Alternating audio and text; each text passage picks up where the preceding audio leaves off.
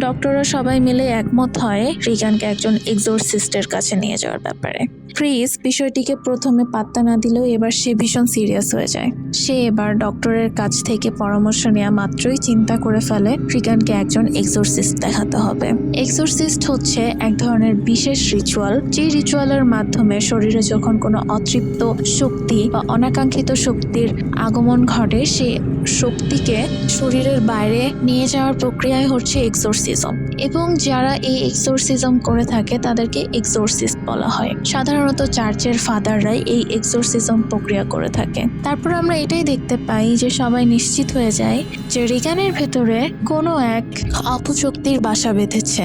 Chris একজন এক্সোরসিস্টের সন্ধানে বেরিয়ে পড়ে এবং সে জানতে পারে ফাদার কারাস নামে একজন ব্যক্তি রয়েছে যে এই প্রক্রিয়ায় তাকে সহযোগিতা করতে পারে। সে তার মেয়েকে তার ন্যানি শ্যারনের কাছে রেখেই বেরিয়ে পড়ে।